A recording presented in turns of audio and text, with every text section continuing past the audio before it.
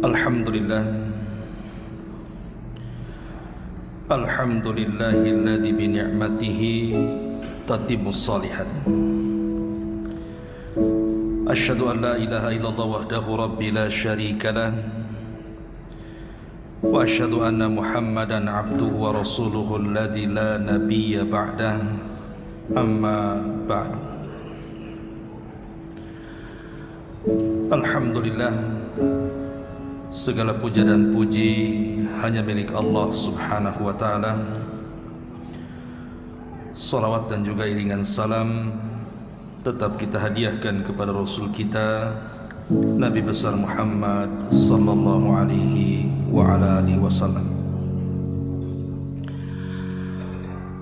Hadirin dan hadirat yang dimuliakan Allah subhanahu wa ta'ala, malam ini kita akan membahas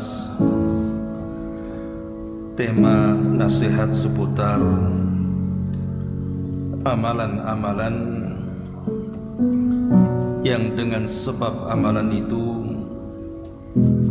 jasad kita tidak akan tersentuh dengan api neraka. Ma'asyiral muslimin wal muslimat rahimani wa rahimakumullah. Di dalam Al-Quranul Karim banyak peringatan dari Allah subhanahu wa ta'ala tentang neraka. Seperti Allah subhanahu wa ta'ala mengatakan, wattaqun narallati u'iddat lil kafirin. Takutlah kalian kepada neraka yang telah diperuntukkan untuk orang-orang kafir. Dan Allah juga mengatakan fa'anzartukum naran taladzah. Aku peringatkan kalian dari neraka yang menyala-nyala. Dan Allah juga berfirman dalam ayat yang lain, fattaqun naral lati waquduhan nas wal hijarah u'iddat lil kafirin. Takutlah kalian kepada neraka yang bahan bakarnya adalah manusia dan bebatuan, dan itu dipersiapkan untuk orang-orang kafir. Dan juga Allah subhanahu wa ta'ala berfirman, ya ayyuhalladzina amanu qu anfusakum wa ahlikum nar. Wahai orang-orang yang beriman, jagalah diri kalian dan keluarga kalian dari api neraka. Artinya Al-Quran di banyak ayatnya senantiasa mentahdir, memperingatkan tentang neraka itu. Kenapa demikian? Karena tidak ada manusia yang sanggup masuk neraka walaupun hanya sekali celupan. Ingat hadis Nabi SAW ketika didatangkan seorang laki-laki yang ketika di dunia laki-laki ini adalah orang yang paling nikmat, tidak pernah merasakan keberitan dunia, mulai dari lahir sampai mati senang saja hidupnya. Tapi ditakdirkan laki-laki ini termasuk penghuni neraka. Akhirnya Allah subhanahu wa ta'ala celupkan satu kali celupan di neraka. Kemudian Allah tanya, hal marra bika min ni'amin qat? Apakah masih teringat kelezatan-kelezatan yang pernah kau lalui walaupun sedikit? Maka dia mengatakan, tidak ya Rabb. Bayangkan satu celupan menghilangkan memori kenikmatan yang pernah dilalui selama di dunia. Padahal seperit apapun azab di dunia ini masih kita bisa bayangkan. Pernah senang itu masih bisa kita bayangkan. Tapi orang yang pernah dicelupkan di neraka itu tidak akan pernah bisa membayangkan kenikmatan yang pernah dirasakannya. Dari sini menunjukkan bahwa ngeri sekali orang masuk neraka itu baru satu kali celupan. Macam mana pula orang yang sehari, 2 hari, setahun, 2 tahun? Bagaimana pula dengan orang-orang yang dikekalkan di dalamnya?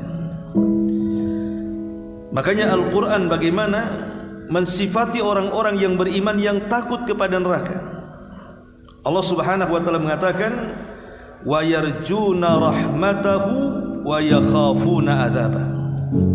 Orang-orang yang beriman mereka senantiasa mengharap rahmat Allah dan senantiasa takut dari azab Allah Subhanahu wa taala. Dan Allah juga mengatakan walladzina hum min adzabi rabbihim musyfiqun, dan orang-orang yang mereka dengan azab Rabb mereka sangat dan teramat sangat takut. Bahkan saking neraka ini menakutkan, ikhwatu fiddin, Nabi SAW selalu mengajarkan doa kepada kita agar kita senantiasa isti'adzah, berlindung kepada Allah dari azab neraka ini. Lihat dalam salat, sebelum tasyahud akhir, sebelum salam, Nabi SAW mengajarkan 4 perlindungan kan. Salah satunya adalah Allahumma inni a'udzubika min azabi jahannam. Ya Allah, aku berlindung kepadamu dari azab jahannam. Itu kita baca setiap salat pada tasyahud akhir itu, baik salat sunnah atau salat wajib. Bahkan Nabi SAW juga dalam hadis Anas bin Malik radhiyallahu anhu senantiasa membaca doa Rabbana atina fid dunya hasanah wa fil akhirati hasanah wa qina adzabannar, wa qina adzabannar. Ya Allah, jauhkan aku dari azab neraka. Bahkan disebutkan juga dalam hadis Abu Hurairah radhiyallahu anhu, Nabi SAW juga banyak berdoa dengan doa Allahumma inni a'udzubika min harri jahannam. Ya Allah, aku berlindung kepadamu dari panasnya neraka jahannam. Bahkan Umar bin Khattab radhiyallahu anhu pernah mengatakan,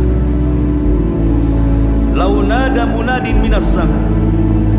Kalau sekiranya ada panggilan yang berasal dari langit, ayyuhan nas innakum dakhilunal jannata kullakum illa rajulan wahidan la khiftu an akuna ana. Kata Umar bin Khattab radhiyallahu anhu, kalau seandainya yang memanggil itu mengatakan wahai manusia, kalian semua masuk surga kecuali satu orang, maka Umar mengatakan jangan-jangan itu aku, saking takutnya dengan neraka itu. Bahkan dikisahkan dari Abdullah ibn Ar-Rumi, dia mengatakan ballagani, telah sampai kepadaku, anna Utsman ibn Affan radhiyallahu anhu qala, bahwa Utsman ibn Affan mengatakan, lau anni bainal jannati wan nar, kalau sekiranya aku didudukkan antara surga dan neraka, wala adri ila ayyatihima yu'maru bihi, dan aku tidak tahu aku ini diperintahkan kemana, berjalan ke surga kah ke neraka kah, maka Utsman mengatakan lakhtartu an akuna ramadan qabla an a'lam ila ayyatiha asir, maka aku berharap aku jadi tanah saja, jadi debu saja, sebelum aku tahu kemana aku harus melangkah, katanya. Saking takutnya dia dimasukkan ke neraka. Ma'asyiral muslimin wal muslimat rahimani wa rahimakumullah. Bahkan ulama salaf, semata-mata mereka melihat api di dunia saja, mereka sudah terbayangkan tuh api neraka. Makanya ketika Allah Subhanahu wa taala menyinggung soal api di dunia, dan Allah tutup ayatnya dengan mengatakan nahnu ja'alnaha tadhkiratan, kami jadikan api dunia itu untuk mengingat akan api yang lebih besar daripada api dunia, maksudnya api neraka.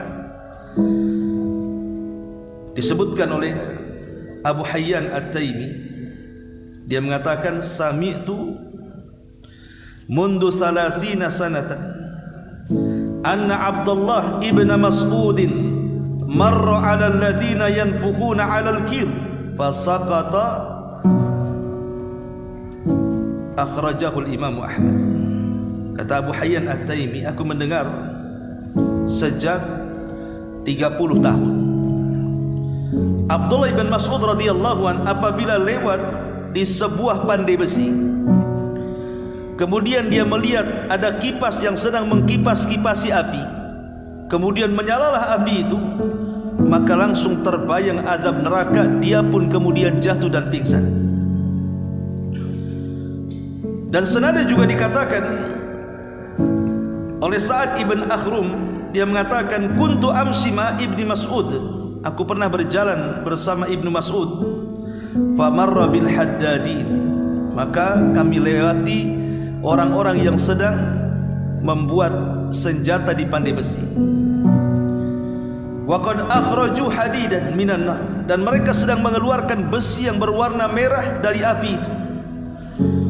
Maka Ibnu Mas'ud melihat api itu, fabaka, dia pun menangis.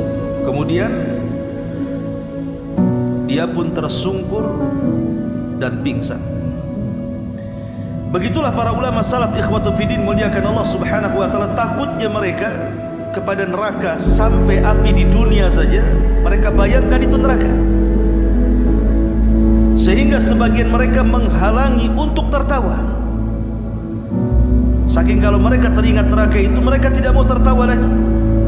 Seperti yang dikatakan oleh Sa'id bin Zubair radhiyallahu anhu, dia mengatakan ketika Hajjaj berkata kepada Sa'id bin Zubair,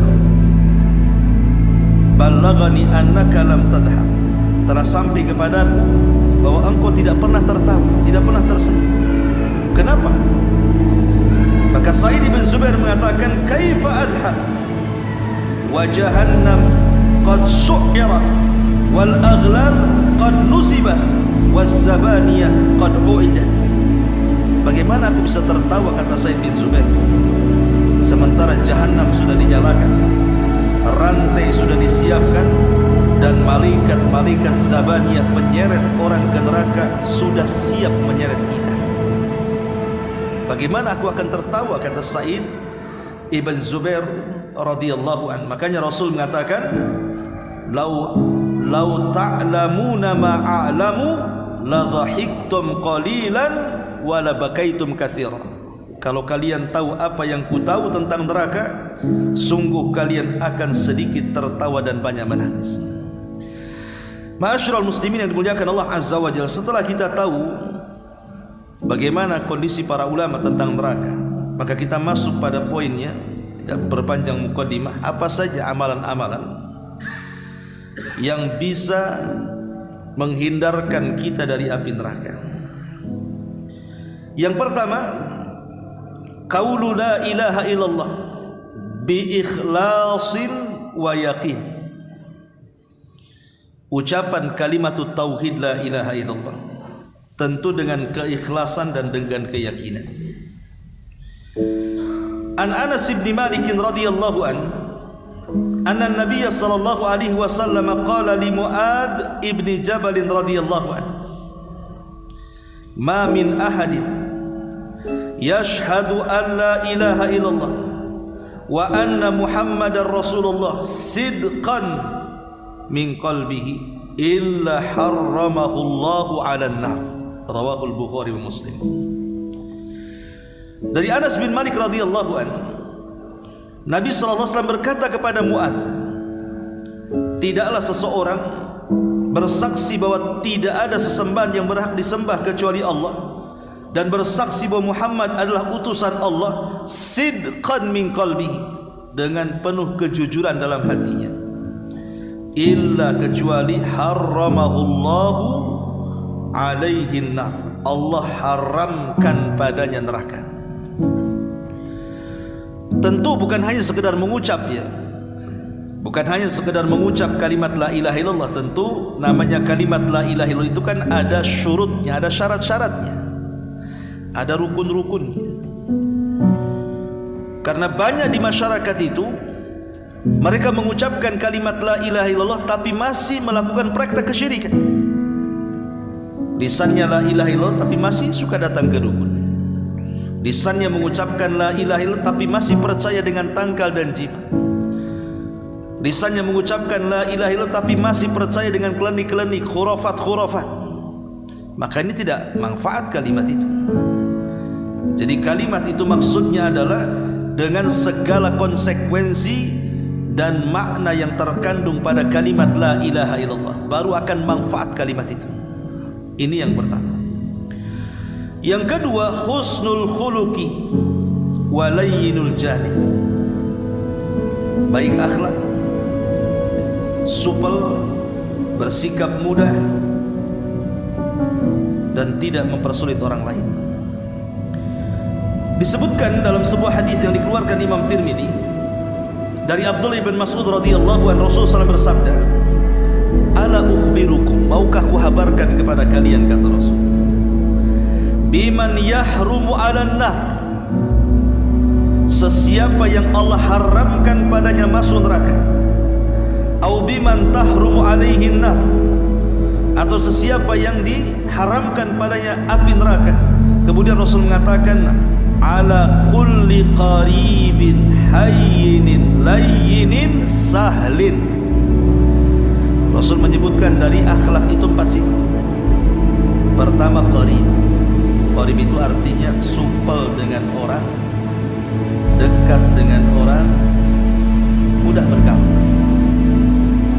Yang kedua, hayyin. Hayyin, lembut orangnya, tenang, tidak gegabah, mudah, itu disebut hayyin. Kemudian kata Rasul, layyin, dalam bicara santun, tidak mudah marah. Dan yang terakhir, sahlin, suka mempermudah urusan orang, tidak berbelit-belit, dimintai pertolongan mudah sekali. Intinya bahwa 4 perkara ini termasuk akhlak.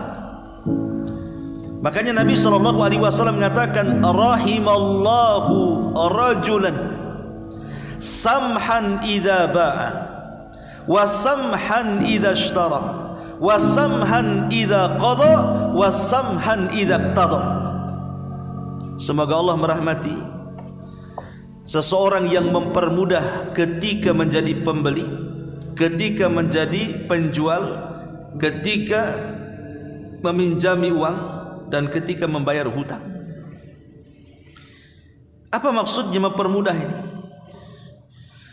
Di masyarakat kita tahu bahwa terkadang ada penjual dan pembeli itu dua-duanya mempersulit. Tetapi Islam mengajarkan tidak demikian, dan ini suksesi perdagangan di zaman Nabi.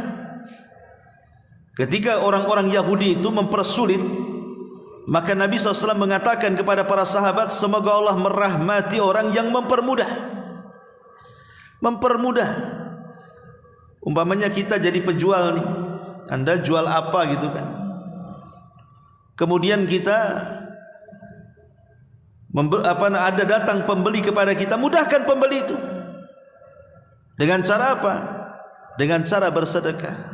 Umpamanya dia beli 1 kilo jeruk, kita kasih 1 kilo, tambah lagi sedikit, tanpa dia tahu. Dan ini bentuk sedekahus sir namanya, sedekah yang tidak ada tahu kecuali penjual dengan Allah saja. Pembeli kan tahunya 1 kilo, padahal lebih itu sebenarnya. Ini namanya sedekahus sir, dan sedekahus sir itu tudfi'u ghadab Rabb, bisa memadamkan kemurkaan Allah. Akhirnya dengan cara itu berkah jualannya, berkah keluarganya, berkah hasilnya, karena tidak ada yang tahu sedekahnya kecuali dengan Allah saja. Dan kalau menjadi pembeli juga sama mempermudah. Kadang gara-gara kembalian 1.000 atau 2.000 perak, kita ini selaku Allah Ta'ala, atau selain daripada jihad tetapi dalam rangka ketaatan kepada Allah, jadi bisa melangkahkan untuk jihad berperang, atau melangkahkan ke tempat-tempat yang sifatnya di situ ketaatan kepada Allah Azza wa Jalla. Kayak antum datang ke majelis ta'lim, berjalan, nah, ini masuk juga. Nabi SAW mengatakan, man ighbarrat qadamahu fi sabilillah sa'atan min naharin fahuma haramun 'alan nar.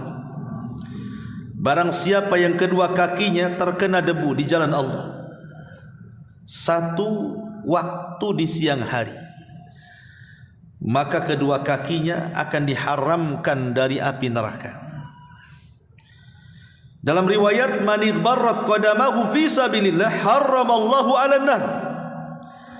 Barang siapa yang kakinya berdebu karena melangkahkan ke tempat yang di situ jalan Allah Subhanahu wa taala, Allah haramkan padanya api neraka. Jadi kalau kaki kita berjalan dalam rangka ketaatan kepada Allah Azza wa Jalla, entah berupa salat ke masjid, thalabul ilmi, bersilaturahim, atau lebih daripada itu berjihad di jalan Allah Subhanahu wa taala, berperang begitu kan, maka masuk pada hadis ini, Allah haramkan padanya api neraka. Kemudian yang keempat, as-salatu, menjaga salat. Kata Nabi sallallahu alaihi wasallam, man hafadha 'ala as-salawatil khamsi ala wudu'iha wa mawaqitiha wa ruku'iha wa sujudiha yaraha haqqan lillahi alaihi hurrima 'alan nar. Kata Nabi sallallahu alaihi wasallam, barang siapa yang menjaga salat 5 waktu, mulai dari wudunya dia jaga, waktu-waktunya dia jaga, ruku dan sujudnya dia jaga. Jadi 4 perkara yang dijaga dalam salat itu. Pertama wudunya, kedua waktunya, ketiga rukunya, keempat sujudnya, maka Allah haramkan padanya neraka. Kenapa kemudian di sini 4 perkara ini? Karena 4-empatnya memiliki keistimewaan tersendiri. Adapun wudu, jelas merontokkan semua dosa-dosa kita lewat air wudu itu. Adapun menjaga waktu karena itu seafdal-afdalnya amal. As-salatu ala waktiha, salat tepat waktu. Adapun ruku dan sujud itu merontokkan semua kesalahan kita. Karena ketika kita salat itu, ketika kita mulai takbiratul ihram, maka Allah letakkan dosa-dosa kita itu di pundak dan kepala. Jadi setiap kita salat itu Allahu Akbar, maka Allah letakkan dosa itu di pundak kita dan kepala kita. Setiap kita ruku, disitulah berjatuhan dosanya. Setiap kita sujud, disitulah berjatuhan dosanya. Makanya wajar kalau Nabi SAW mengatakan, bagaimana pendapat kalian kalau di depan pintu rumah kalian ada sungai yang sangat jernih, kemudian kalian mandi 5 kali di sungai itu, bukankah bersih badan kalian? Ya, tentu bersih. Kata Rasul, begitu pula dosa apabila digempur dengan solat 5 waktu, seperti itulah bersihnya. Dan pembersihan dosa ketika solat itu kapan? Saat ruku dan sujud. Makanya Rasul mengatakan, amma fir ruku fa'adzimu fihi rabb, wa amma fis sujud fajtahidu fihi du'a faqaminun an yustajabulah. Adapun dalam posisi ruku, kata Rasulullah, besarkan Allah di situ, subhana rabbiyal azim. Adapun di sujud, berdoalah sungguh-sungguh di situ, karena itu tempat di mana tidak ada yang ditolak doa-doanya. Lah siapa yang menjaga 4 perkara ini, Allah haramkan neraka padanya. Hadis ini dihasankan oleh Syekh Albani rahimahullahu taala. Kemudian yang nomor 5, al-muhafadzatu ala 4 raka'atin qabla zuhri wa 4 ba'daha. Berusaha menjaga salat 4 rakaat sunnah sebelum zuhur dan 4 rakaat setelahnya. Tentu 2 kali salam, 2 kali salam ya. 4 rakaat sebelum zuhur dan 4 rakaat sesudahnya, dengan 2 kali salam, 2 kali salam. Disebutkan dalam sebuah hadis yang disahihkan oleh Syekh Albani rahimahullahu taala dalam Sahih Tirmizi, dari hadis Ummi Habibah radhiyallahu an, istri Nabi sallallahu alaihi wasallam, dia mengatakan, aku mendengar Rasul bersabda, man hafadha ala 4 raka'atin qabla zuhri wa 4 ba'daha harramallahu 'alan nar. Barang siapa yang menjaga 4 rakaat sebelum zuhur dan 4 rakaat sesudah zuhur, maka Allah haramkan neraka padanya. Tentu orang yang istiqomah ya, 4 rakaat sebelum zuhur, 4 rakaat setelahnya, 2 rakaat 2 rakaat ya. Dan yang dimaksud 4 rakaat sebelum zuhur tentu yang rawatib 2 rakaat saja setelah zuhur kan. Adapun sebelum zuhur ada yang mengatakan rawatib 4 rakaat. Makanya ketika perselisihan ulama, salat sunnah rawatib itu berapa rakaat? Ada yang mengatakan 10, ada yang mengatakan 12. Yang mengatakan 10 berarti 2 rakaat sebelum zuhur, yang mengatakan 12 4 rakaat sebelum zuhur. Di situ perbedaannya. Taib. Kemudian yang nomor 6, zikrullah wa tauhidu indal maut. Senantiasa berzikir kepada Allah dengan zikir tauhid la ilaha illallah saat menjelang kematiannya. Disebutkan dari hadis Abi Hurairah radhiyallahu anhu dan Abi Sa'id Al-Khudri radhiyallahu anhuma annahuma syahida ala Rasulillah sallallahu alaihi wasallam qala, keduanya menyaksikan Rasul bersabda, idza qala al-'abdu, apabila seorang hamba, ini anjuran bagi orang yang sedang sakit parah, ya. Kalau ada saudara kita yang sedang sakit parah gitu kan, antum kasih amalan ini sama dia, suruh dibaca. Apa amalannya? Idza qala al-'abdu, apabila seorang hamba mengucapkan la ilaha illallah wallahu akbar, yaqulullahu azza wa jal, maka Allah akan membalas dan mengatakan sadaqa abdi, hambaku telah benar, la ilaha illa ana wa ana akbar. Jadi apabila seorang hamba mengucapkan tidak ada sembahan yang berhak disembah kecuali Allah, Allah maha besar, maka Allah akan mengatakan hambaku telah benar, karena memang tidak ada sembahan yang berhak disembah kecuali aku, dan aku adalah maha besar. Wa idza qala al-'abdu la ilaha illallah wahdah, dan apabila seorang hamba mengucapkan tidak ada sembahan yang berhak disembah saja kecuali Allah saja, qala, maka Allah katakan sadaqa abdi, hambaku telah benar, la ilaha illa ana wahdi, karena tidak ada sembahan yang berhak disembah kecuali aku saja. Wa idza qala al-'abdu, apabila hamba mengucapkan la ilaha illallah la ilaha illallah la syarikalah, la ilaha illallah la syarikalah, qala sadaqa abdi la ilaha illa ana wa la syarikali. Dan apabila hambaku mengucapkan tidak ada sembahan yang berhak disembah kecuali Allah dan tidak ada sekutu baginya, maka Allah katakan telah benar hambaku, karena memang tidak ada sembahan yang berhak disembah kecuali aku, dan aku tidak punya sekutu. Wa idza qala al-'abdu la ilaha illallah lahul mulku wa lahul hamdu, qala sadaqa abdi la ilaha illa ana lil al-mulku wa liyal hamdu, liyal mulku wa liyal hamdu. Apabila hambaku mengatakan tidak ada sembahan yang berhak disembah kecuali Allah, bagi dia kerajaan dan pujian, maka Allah mengatakan telah benar hambaku, memang tidak ada sembahan yang berhak disembah kecuali aku, dan aku punya kerajaan dan aku punya pujian. Wa idza qala al-'abdu la ilaha illallah wa la haula wa la quwata illa billah, qala sadaqa abdi la ilaha illa ana wa la haula wa la quwata illa bi. Apabila hambaku mengatakan tidak ada sembahan yang berhak disembah kecuali Allah, tidak ada daya dan kekuatan kecuali Allah, maka Allah katakan telah benar hambaku, karena tidak ada sembahan yang berhak disembah kecuali aku, dan tidak ada daya dan kekuatan kecuali semua milikku. Kemudian di ujung hadis kata Rasulullah, man razaqahunna inda mautihi, kalau dia membaca zikir-zikir ini kemudian Allah takdirkan dia mati, lam tamassahun nar, maka neraka tidak akan menyentuhnya. Ya, jadi ini amalan ini kasih sama orang-orang yang sakit atau kita sedang sakit. Apa saja coba?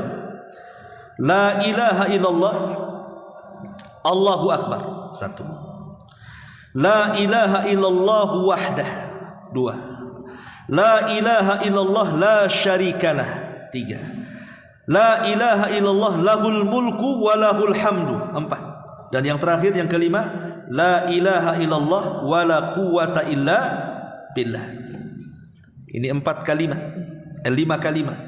La ilaha illallah wallahu akbar, la ilaha illallah wahdah, la ilaha illallah la syarikalah, la ilaha illallah lahul mulku wa lahul hamdu, la ilaha illallah wa la haula wa la quwata illa billah. 5 kalimat. Apabila dibaca bagi orang sakit dan Allah takdirkan dia meninggal. Apa kata Rasul? Neraka tidak akan menyentuhnya. Ini yang nomor 6. Yang nomor 7. Dan hadis ini disahihkan oleh Syekh Albani rahimahullah ta'ala dalam Sahih Al-Jami. Yang nomor 7, al-buka min khasyatillah wal hirasatu fi sabilillah. Menangis karena takut kepada Allah. Kemudian dia tidak tidur dan terjaga dalam rangka di jalan Allah. Dari Abdullah ibn Abbas radhiyallahu anhu, Rasul mengatakan, ainani la tamassahuman nar. Ada dua mata, kata Rasul, tidak akan disentuh api neraka. Ainun bakat min khasyatillah wa ainun batat tahrusu fi sabilillah. Dua mata yang senantiasa menangis karena takut kepada Allah, dan mata lainnya dia senantiasa terjaga dan tidak tidur karena di jalan Allah. Kita ingat hadis tentang sab'atun yudhilluhumullahu fi dhilli. Ada 7 kelompok yang akan mendapatkan naungan arsy di hari yang tidak ada naungan kecuali naungan Allah. Siapa 7 orang itu? Salah satunya apa? Wa rajulun dzakarallah khaliyan fafadat aina. Seorang laki-laki yang bangun di tengah malam, kemudian dia mengingat Allah sampai dia menangis karena takut kepada Allah Azza wa Jalla. Itulah namanya ainun bakat min khasyatillah. Mungkin antum baca Quran, ketika sholat kemudian terlintas ayat-ayat azab, antum menangis. Atau antum merenung dosa-dosa antum, takut masuk neraka, kemudian menangis.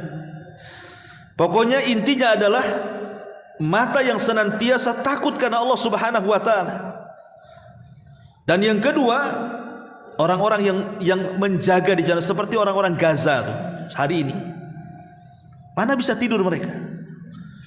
Hari-hari mereka digempur oleh tentara Zionis. Mereka berada di ribat. Mata-mata mereka tidak akan disentuh neraka karena mereka berada di ribat masalahnya. Ini juga yang nomor 7. Kemudian yang nomor 8, ghaddul basar, berusaha menundukkan pandangan kepada yang diharamkan Allah Azza wa Jalla. Nabi SAW mengatakan dalam hadis yang disahihkan oleh Syekh Albani dalam kitabnya As-Sahihah, salasatun la tara a'yunuhumun nar. 3 manusia engkau tidak akan melihat mata-mata mereka di neraka. Ainun harasat fi sabilillah, mata yang senantiasa terjaga di jalan Allah. Wa ainun bakat min khasyatillah, mata yang senantiasa menangis karena takut kepada Allah. Wa ainun, di sini syahidnya, ghadat an maharimillah, mata yang senantiasa menundukkan pandangan dari hal-hal yang diharamkan Allah. Dia senantiasa menundukkan pandangan. Dia tidak mau melihat yang diharamkan Allah Azza wa Jalla. Nampak ada khamr, dia palingkan. Nampak ada aurat, dia palingkan. Apapun yang diharamkan Allah, dia akan berusaha memalingkan matanya. Kemudian yang nomor 9, as-sabru ala faqdil walad. Sabar ketika kehilangan anak. Mungkin baru melahirkan meninggal, atau mungkin sudah besar tapi belum balik meninggal. Maka kalau kita sabar, kata Nabi SAW, la yamutu li ahadin minal muslimin salasatun minal waladi fatamassakun nar illa tahillatal qasami, muttafaqun alaih. Seorang muslim yang ditinggal mati 3 orang anaknya, niscaya tidak akan disentuh api neraka kecuali hanya sekejap.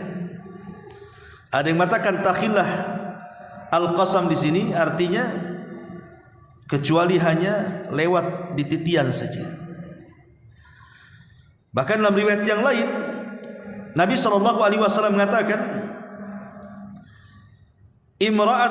faqalat imra'atun inda Rasul SAW, ya Rasulullah awithnan, qala awithnan. Rasul kau menyebutkan 3 anak yang meninggal, bagaimana kalau 2? Apa juga sama? Kata Rasul, ya 2 pun sama. Bagaimana kalau 1? Ya sama 1 juga. Artinya yang penting ketika anak itu meninggal, kita sabar. Karena kematian anak itu sering saya ulang-ulang, beda dengan kematian pasangan ataupun orang tua. Kalau kematian pasangan, cari pasangan lain, selesai sedihnya. Kematian orang tua sebentar saja, habis itu rebutan warisnya. Tapi kematian anak ini tidak bisa digantikan. Tidak mungkin kita mengambil anak orang. Gimana caranya? Makanya orang-orang awam itu, yang saya perhatikan tuh, kalau kematian anak itu terpikir anaknya, bukan mikir dianya, tapi mikir anaknya. Anak yang sudah dikubur tuh dipikir sama dia. Datang hujan, gimana dia kehujanan katanya. Tuh gitu kan. Panas terik, kasihan kali lah dia kepanasan katanya. Nanti gelap-gelap malam-malam termenung, sama siapa lah dia sekarang katanya, gelap, kasihan kan. Itu orang awam kan gitu biasanya. Padahal anak itu yang senang masukkan surga ruhnya tuh. Tapi orang tua yang menangisi belum tentu dia masuk surga. Harusnya kan malaikat. Apa yang dikatakan orang tuanya? Hamidaka wastarja. Dia mengucapkan alhamdulillah, innalillah wa inna ilaihi rajiun. Maka Allah katakan, kalau begitu bangunkan satu rumah di surga, wasammuhu baitul hamdi. Kasih nama istananya Baitul Hamdi. Harusnya orang tua ketika meninggal anaknya bersyukur. Alhamdulillah, dia jadi syafaat saya pada hari kiamat. Innalillah wa inna ilaihi rajiun. Itu maksudnya. Jangan larut dengan kesedihan. Buat apa dia sudah masuk surga anaknya? Harusnya dia mikir dia lah kan begitu. Belum tentu saya nanti kalau saya nggak masuk surga nggak ketemu anak saya. Harusnya kan berpikir begitu kalau saya tidak baik. Yang dipikirkan kita, jangan bayi kita. Itu maksudnya. Makanya di sini Nabi SAW memberikan pahala kepada orang yang sabar karena kematian anaknya, bahwa dia tidak akan disentuh api neraka. Kemudian yang nomor 10, salatul fajri fi jama'atin. Salat fajar dengan berjamaah. Kata Nabi SAW, man shalla lillahi arba'ina yawman. Afwan, bukan salat fajar ya, salat jamaah, salat berjamaah. Man shalla lillahi arba'ina yawman fi jama'atin yudrik at-takbiratal ula kutibat lahu bara'atani, bara'atun minan nar wa bara'atun minan nifaq. Siapa yang salat karena Allah 40 hari saja, 40 hari. Syaratnya apa? Dia 40 hari berjamaah terus, dan dia mendapatkan takbiratul ihram imam 40 hari berturut-turut, dan dia mendapatkan takbiratul ihram imam. Maka Allah akan catat kepadanya dua perkara. Pertama, neraka tidak akan menyentuhnya. Yang kedua, sifat munafik tidak ada pada badannya, tidak punya sifat nifak, dan neraka tidak akan menyentuhnya. Syaratnya tadi 40 hari berturut-turut salat berjamaah, dan dia tidak ketinggalan takbiratul ihram imam. Ya, ini yang nomor 10. Kemudian yang nomor 11 baru salat fajar dan salat asar terbiasa pada waktunya. Salat fajar dan salat asar terbiasa pada waktunya. Karena dua salat ini disebut salat wusta. Nabi SAW mengatakan, la yali jinnah man shalla qabla tulu'i syamsi wa qabla ghurubiha. Tidak akan disentuh api neraka orang yang salat sebelum terbit matahari alias fajar, dan sebelum terbenam matahari alias asar. Ketika Allah Subhanahu wa taala berfirman dalam surah Al-Baqarah, hafidhu 'alas salawati was salatil wusta. Jaga oleh kalian 5 waktu salat, terutama salat wusta. Wusta dalam bahasa Arab itu artinya tengah-tengah. Tapi wusta dalam ayat ini maksudnya salat yang paling mulia, yang paling tinggi. Sebagai Allah mengatakan, wa ja'alnakum ummatan wasata, dan kami jadikan kalian umat yang wasat, artinya yang tinggi melebihi umat-umat yang lainnya. Jadi salat wusta itu salat yang mengungguli salat-salat yang lainnya. Ulama berselisih pendapat kepada 3 perselisihan. Yang pertama ada yang mengatakan salat wusta itu salat asar. Karena salat asar itu dikatakan wusta berdasarkan nas. Memang Rasul yang ngomong salat asar itu salat wusta. Saat Rasul menjaga parit Khandaq, kemudian musuh terus menyerang sampai Rasul salat asar di waktu maghrib. Marah Rasul. Rasul mengatakan semoga Allah penuhi kuburan-kuburan orang-orang musyrik itu dengan neraka karena mereka sudah mengakhirkan waktu salat wusta katanya. Artinya Rasul mengisyaratkan wusta ke asar. Yang kedua, salat wusta itu salat subuh. Karena salat subuh itu tidak ada gandengannya. Kalau zuhur ada dengan asar, maghrib dengan isya. Kalau subuh dengan mana? Nggak bisa dijamah. Mau ditarik ke asar, ke zuhur tak bisa. Mau ditarik ke isya pun tak bisa. Dia sendiri, di tengah-tengah dia. Makanya disebut salat wusta, salat subuh itu.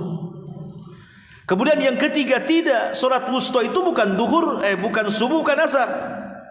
Tapi salat wusta itu tidak ada yang tahu, bisa duhur, bisa maghrib, bisa isya, bisa, pokoknya dari 5 waktu itu bisa salah satunya. Salat wusta itu sama dengan Lailatul Qadar.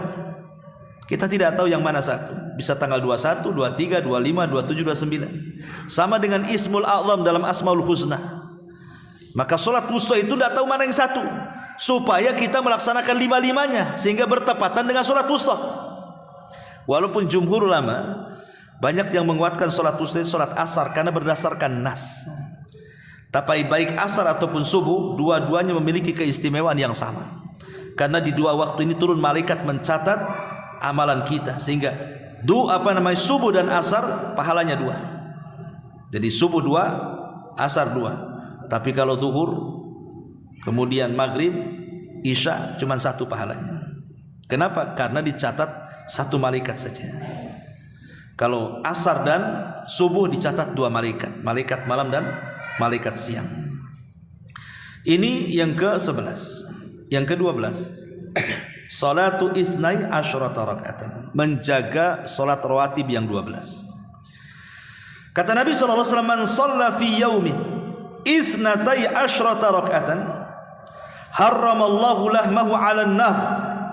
Barang siapa yang salat pada satu hari itu 12 rakaat, maka Allah Subhanahu wa taala haramkan dagingnya dari neraka. Kata Anas bin Malik ketika aku mendengar hadis ini, wallahi ma taraktuhunna abada. Aku tidak pernah meninggalkan 12 rakaat itu. Kata Anas bin Malik. Ya. Maksudnya 12 rakaat itu apa?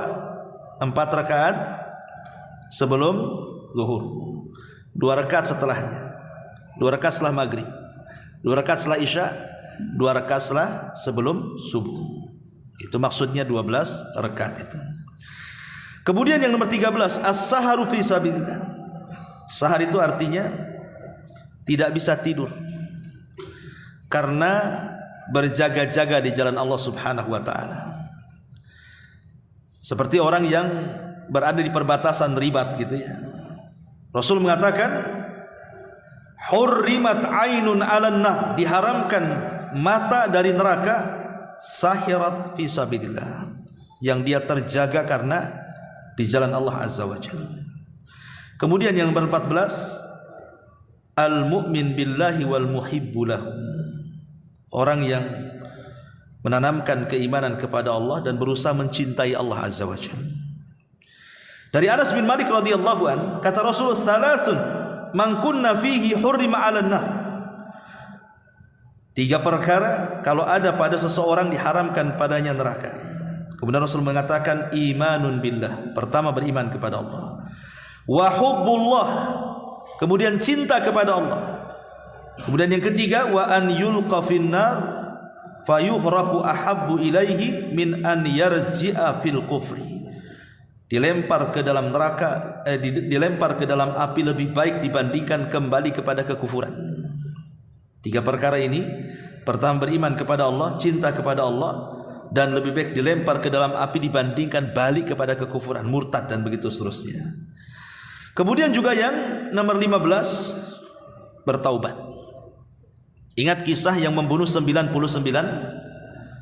jiwa, harusnya dia masuk neraka kan? Tetapi karena taubatnya tidak jadi masuk neraka dia.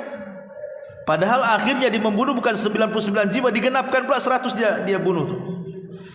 Tapi karena terus dia ingin bertobat kepada Allah, kemudian dia bertanya kepada orang alim, kemudian dituju supaya dia berangkat ke sebuah tempat yang banyak orang solehnya, tapi Allah takdirkan di tengah jalan meninggal. Datang dua malaikat azab dan rahmat. Kata malaikat azab, dia bagian, dia sudah membunuh 100 jiwa, pantas masuk neraka. Kata malaikat rahmat, oh tidak, dia sudah ada niat tobat, ini untukku, pantas masuk surga. Akhirnya tarik-tarikan ruh ini, maka Allah utus malaikat hakim untuk memutuskan.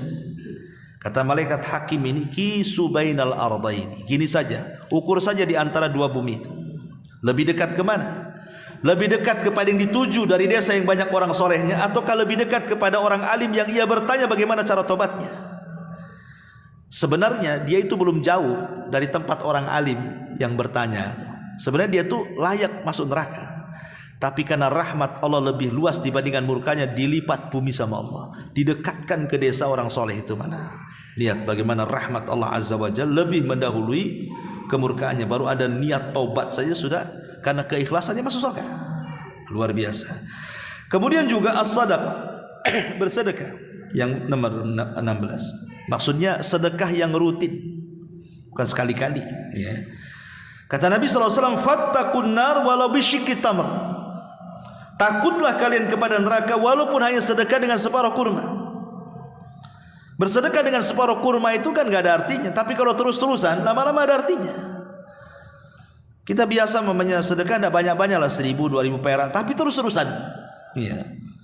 Nampak ada kotak masuk, nampak ada kotak, terus seperti itu.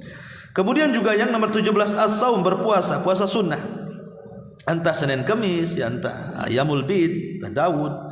Kata Nabi SAW, man shoma yauman fi sabilillah, ba'adallahu wajhahu anin nar sab'ina kharifah.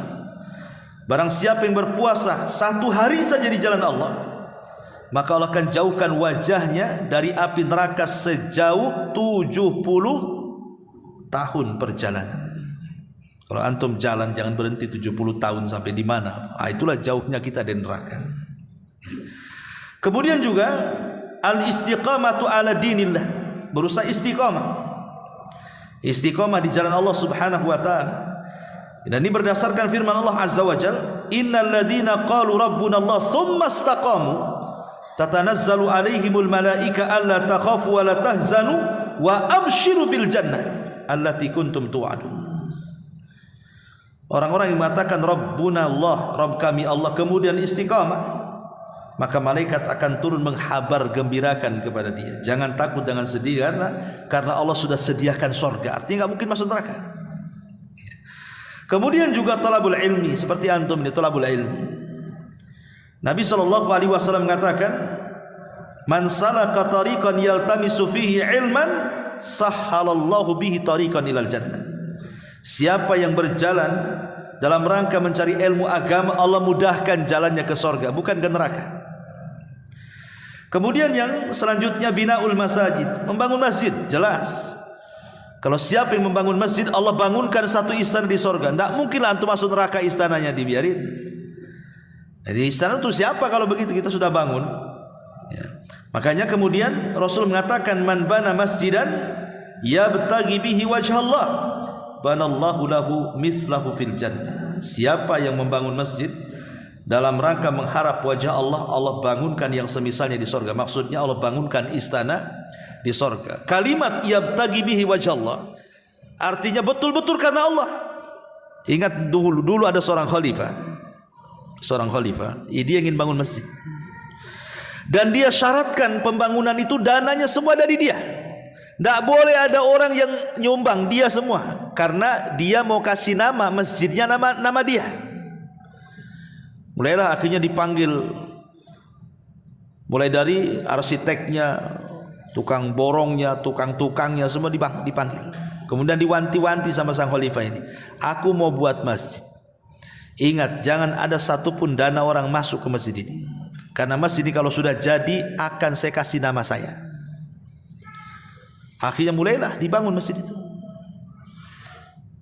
Sudah jadi masjid itu, wah megah sekali. Mulailah kemudian papan nama dinaikkan atas nama dia. Masalahnya sang khalifah ini bermimpi. Dalam mimpinya, rupanya nama masjid itu bukan nama dia, tapi nama seorang ibu tua. Bangun dia.